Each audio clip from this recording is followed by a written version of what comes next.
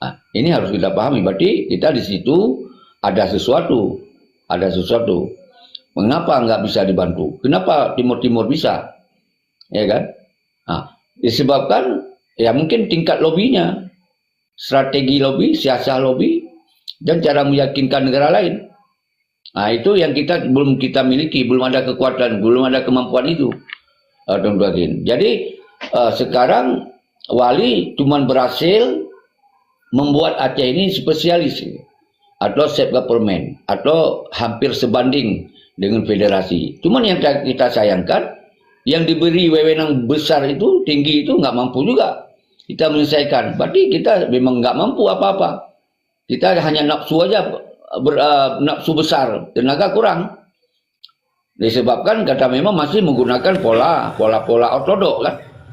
Kita ya, semua kita berpikir kayak gini juga, Teguh Syekh, untuk mengambil alih itu kan saudara-saudara kita yang ada di luar negeri kan penuh resiko juga, apalagi yang ada di dalam itu resiko tingkat tinggi juga. Jadi keinginan yang besar itu harus dipersiapkan dari dini, mungkin 10 atau 20 tahun, tapi harus dipersiapkan dari dini memang. Kalau nggak ada persiapan finansial, persiapan SDM, strategi yang gitu, ahli-ahli hukum internasional itu nggak sanggup kita lawan. Nah, jadi memang harus betul-betul orang ilmunya udah tinggi-tinggi kali. Kita karena daerah kita konflik, bikin kopi ayah ya, bikin kopi ayah ya, 2 sachet kasih ya. 2 sachet kasih dalamnya. Situ ada itu. Ini sini ambil nih. Termos kecil ambil. Iya. Ya, betul. Kita harus akui memang kita nggak punya kemampuan. Yang ada mampu nggak bergabung. Yang mampu karena dia lihat regenerasi pola perjuangan kan asal berjuang harus ada rekomendasi dari wali atau mandat dari wali. Jadi orang yang lain nggak mau masuk. Seperti sekarang buah wali harus ada foto-foto wali lagi kayak Yusra Habib kan. Itu tapi kemampuan lemah, orang lain nggak bisa masuk karena masih menggunakan pola lama. Ya, ini maka harus ada keterbukaan yang nggak mesti harus ada rekomendasi wali yang sudah meninggal. Gimana kita mendapatkan rekomendasi wali? Tapi setiap orang bangkit berjuang harus ditanyakan, ada foto-foto wali nggak? Ada tinggal dengan satu negara wali nggak? Ada surat mandat wali nggak? Nah, itu dipercayakan. Jadi orang-orang pintar nggak masuk. Nah, maka ini juga harus kita bongkar pola-pola ortodok triple, kalau istilah saya harus kita tinggalkan. Jadi Nanggro Aceh ini bukan milik wali, bukan milik keluarga wali. Aceh ini milik bangsa Aceh. Siapa yang punya kemampuan harus kita beri kesempatan untuk berjuang. Begitu juga dalam MOU Singki. Tetapi orang yang mengideologis, tentu kalau dia tidak ada ideologis nggak mau jalan kan, nggak mau masuk ke situ. Tapi ketika orang-orang yang ideologis kemudian kita terbenteng dengan paham-paham lama, ya nggak bisa masuk. Tapi kalau dari misalkan regenerasi wali, Yusra Habib, Gore Rahman, Musa Natiro, dia berpidato dia. Tapi gini juga, tunggu saya, maaf saya potong. Sepertinya untuk sama-sama kita membangun Aceh, sama-sama kita mensejahterakan Aceh, sebaiknya harus bekerja sama yang ideologis dan non ideologis, jangan dipisah-pisahkan. Artinya kita itu harus sama-sama, ilmunya itu harus sama-sama kita satukan di situ untuk membangun. Nah, jadi kalau misalnya terpecahkan kayak Tengku Syekh bilang ideologis non ideologis itu kalau menurut saya itu udah sama aja. Kita kayak Tengku Syekh bilang tadi, orang mau ikut memperjuangkan tetapi harus ada foto dengan wali, ya sama aja ortodok juga Tengku Syekh. Enggak segitu pemahamannya. Karena orang yang ideologis, orang yang disebut orang ideologis, dalam otaknya itu dia Aceh ini ingin merdeka. Walaupun dia jadi profesor doktor, tapi dalam otaknya dia nggak ingin mereka, nggak bisa. Nah, itu maksudnya. Kan saya udah pernah saya contohkan 01 dengan 02. Kita bilang dia pinter 01. Tapi dalam otaknya nggak ada ingin Aceh ini merdeka. Nah ini nggak boleh kalau ingin berjuang. Tapi kalau dia bukan untuk berjuang, untuk menjadi provinsi Aceh itu sebagai provinsi, ya boleh. Hak dia karena negara Indonesia. Hak dia tapi bukan masuk di dalam perjuangan. Orang-orang yang ingin memerdekakan Aceh, itu memang wajib orang ideologis. Wajib itu hukumnya. Harus ideologi. Yang lain ya kalau dia bisa bantu, ya bantu kan. Tapi sesungguhnya dalam hati dia nggak mau Aceh ini merdeka. Nah, itu namanya orang non ideologis. Nah, karena membantu dia terpaksa.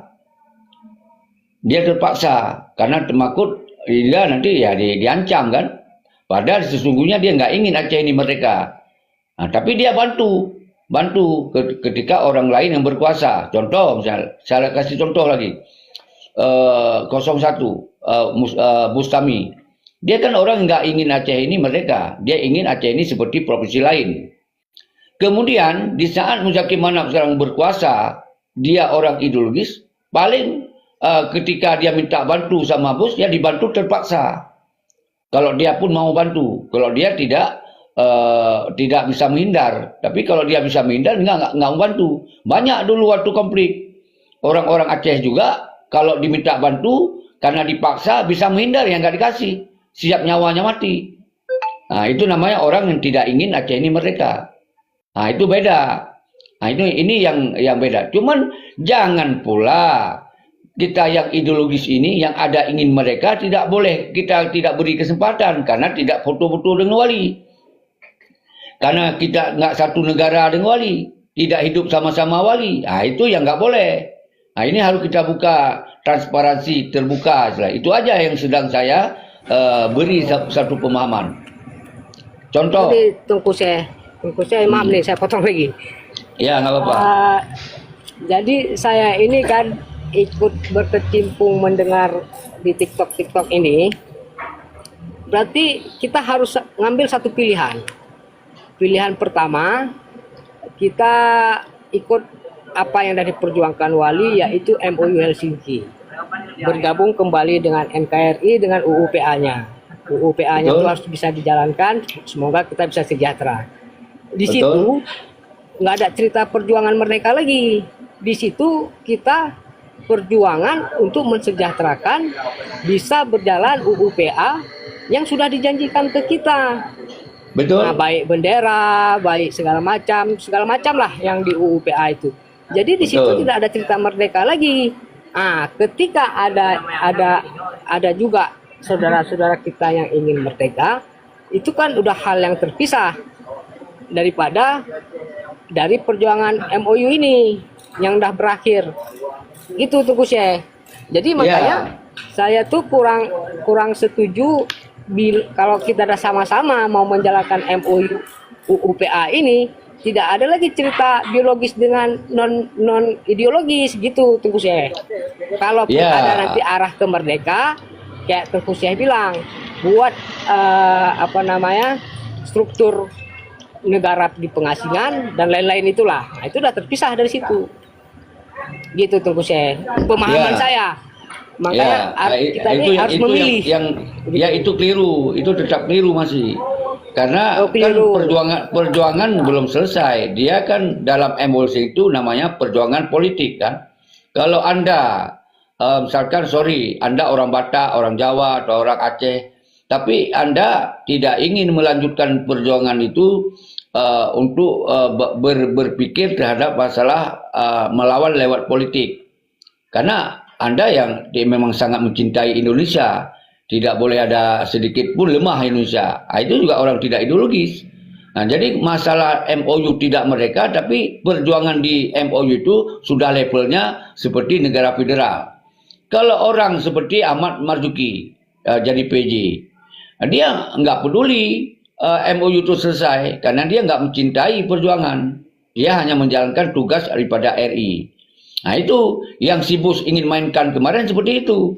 Dia nggak mau jalan tidak jalan MOU terserah bagi dia, tetap dia gubernur sambung tangan daripada Indonesia yang ingin menjalankan perintah Indonesia secara utuh. Nah, itu namanya orang tidak ideologis.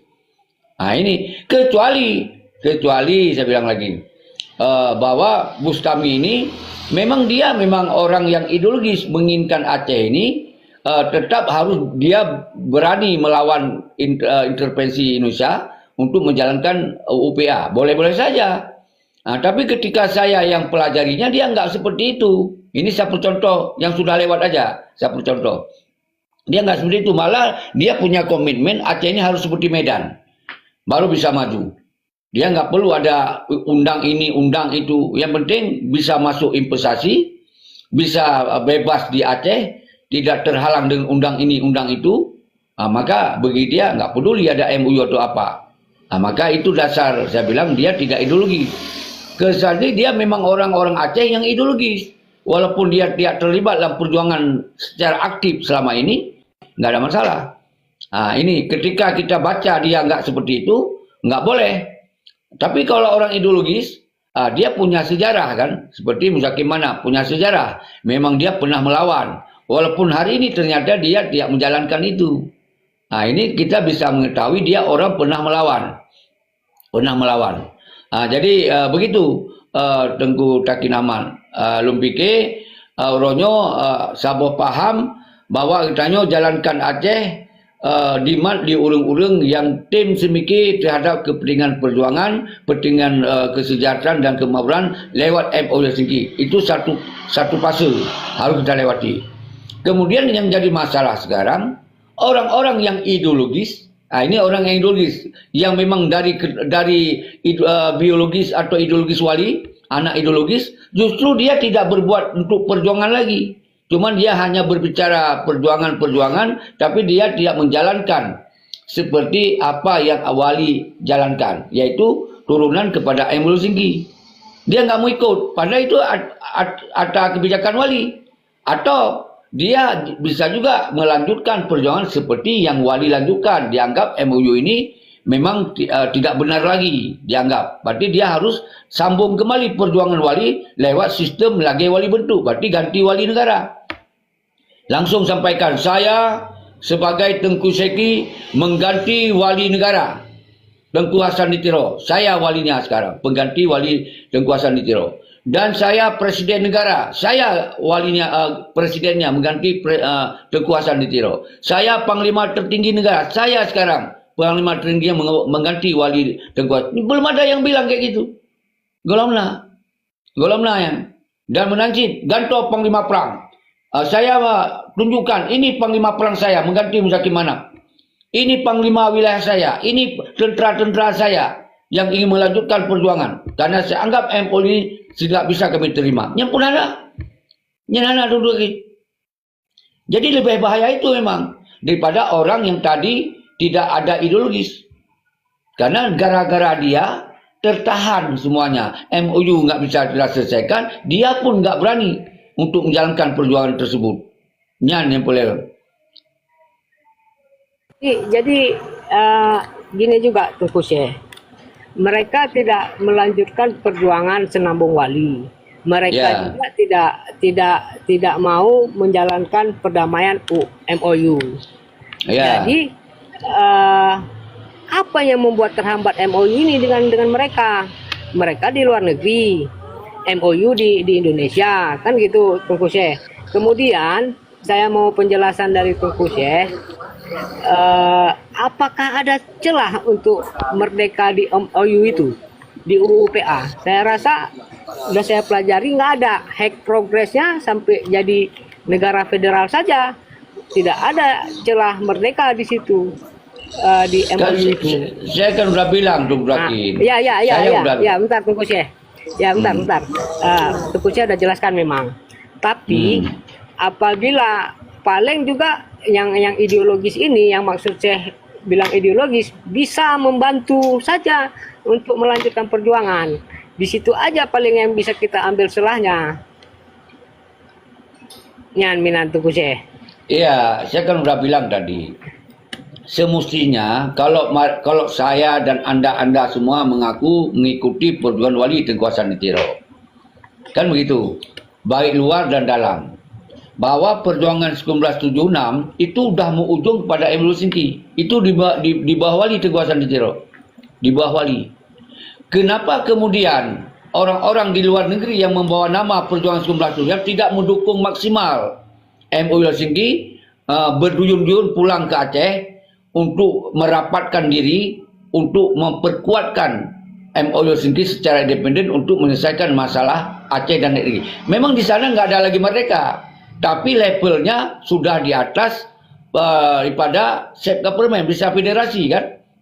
Berarti batas perjuangan wali Tengku Hasan Ditiro memang sebatas itu. Yang namanya federasi itu tinggal kita ajukan di PBB untuk meminta PBB menyelesaikan bahwa Aceh ingin merdeka secara penuh seperti New Zealand. New Zealand awalnya federasi juga, federasi, tapi kemudian karena dianggap dia mampu bisa mengajukan. Ya, kalau gitu berarti ada celah. Kok begitu berarti ada celah. Tengku Syekh. Iya, iya memang ada celah. Tapi kan orang negeri nggak mau seperti itu. Iya. Dia maunya merdeka secara utuh, absolut langsung. Sementara kekuatan mereka secara absolut, masa wali pun tidak mampu. Masa wali aja tidak mampu. Yang jelas ada konsep pemerintahan negara di pengasingan. Tidak mampu.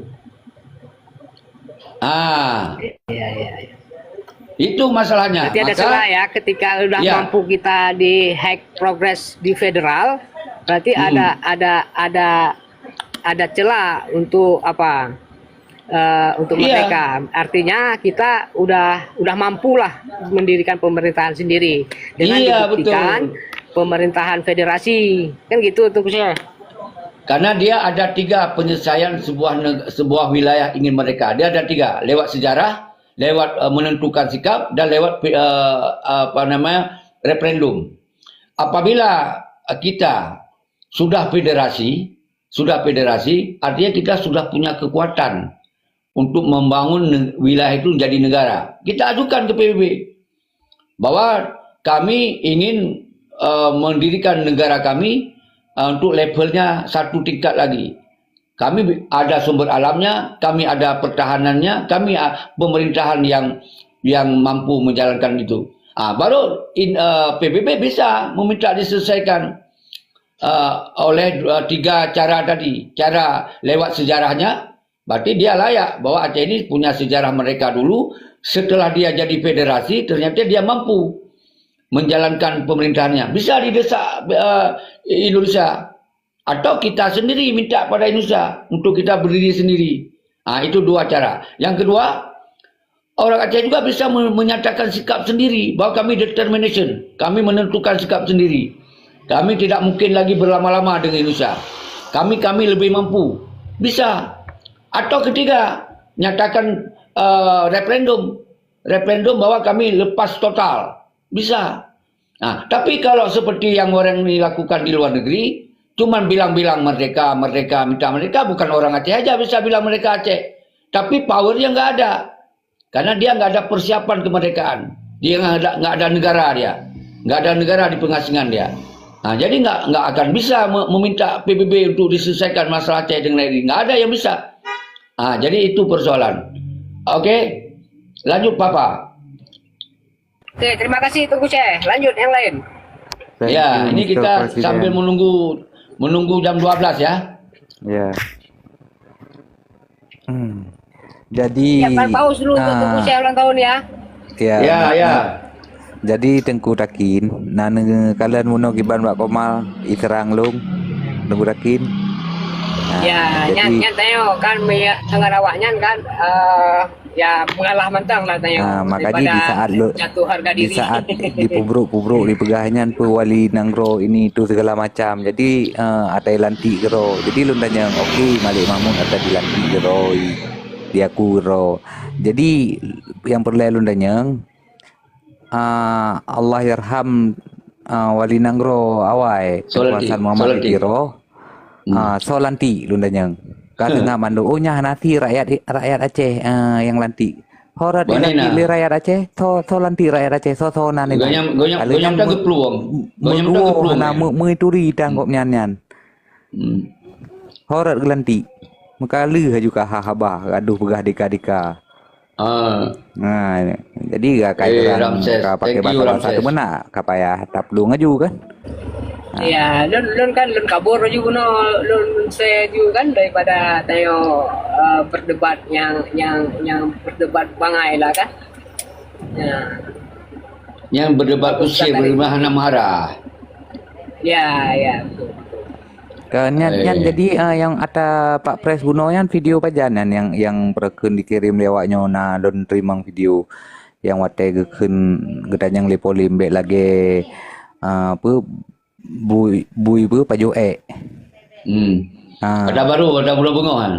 ada bunga nah dikirim lilung kala ni berken Pak Pres sengap berken gerah li Tengku Fadlun welung nyan kan gerah yan gop nyan yang hana mengerti yan orang yang pegah yan berarti nalu sinan yan kena Pak Pres sinan kau ada katrip berarti hai ada hana diranyo pegabah ni rekam agaknya jadi lu megah kan reta-reta Pak Presnya urang nyan kan awak duwe luan anggro ya pegah banyan lagai lu megah jadi baik kayak kering-kering mata bangai nyan mbak lu ikah sit ane Pak Pres fanatik dat ikah ke Pak Pres kan fanatik yang betul ya betul dah begah bercip lemah tiga begah lu dah urang yang luan anggro yang pegah dika yang naga berbuat untuk Aceh paling han naga bantu perken urang langampung yang de nah menyahan apa sih ya pegah ini tuh Jino uronyo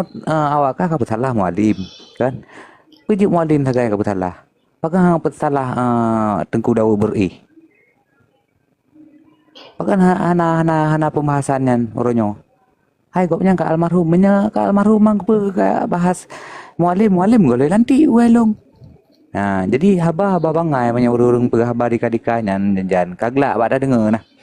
Jadi lu begah ba urangnya, ilung merdeka yang penting usaha dan bisnis lung nama sabdapu sabi-sabi alhamdulillah kaji menteng. Jadi hana perlu ada bantuan je awakah yang begah dika-dikanya kau ada perlu bantuan nak be payah kerja menan macu Pak Pres terima kasih good okey jadi yang laki kena lagi ampun abra nya follow ile carong laki tapi ne aturan anan untuk holom yang laki follow cakradunya follow Tengku Iskandar ya kali. Jadi baik nilai tapi hanya untuk aturan. Uronyo adalah lu menyambut tanggal kelahiran lu untuk poh 2 apa 00 tu. Assalamualaikum Pak Pres. Waalaikumsalam Tengku Iskandar. Apa dalam karakan? Waalaikumsalam. Siap melanjut juga lu simak Pak Presiden. Ya, sehat alhamdulillah. Amin, namlake sehat medum. Iba hingga kedaan orangnya. Jero yang lu tengok pre 00 untuk mengingatkan kelahiran lu yang tanggal 20 bulan 12 2020. Tahun genap. Lain belum kena pegah ya, tak pegah tentang Aceh melakukan bahwa memang perjuangan 1976 yang kaitan mong ba Indo Singki Teguh anak Palaili. Inan dulu. Cuman Hanali di sini berbicara menuntut mereka pada saat selesai MU, tapi levelnya kayak tinggal tagruk dan bolang kader apabila selesai MU Singki. Dan kemudian masalah perjuangan lain tapi urungnya mentong di banan perjuangan 1976 bendera wali, mandu mentong iba benderanya, tapi di urung yang di luar negara pun hana bercok sikap ganto wali, ini paling lucu. Ganto wali behajut. Padahal memang awalnya kena lanjutkan perjuangan dia harus ganto wali ganto Malik Mahmud, ganto bagaimana gantonya mendum. Tapi nya hanya itu Umar bersoyan. Cuco. Okey, yang lagi yang tunggu Iskandar, okey. Jadi yang lagi kena tolong kon halupi ne follow ile menan ne follow menan lupi aju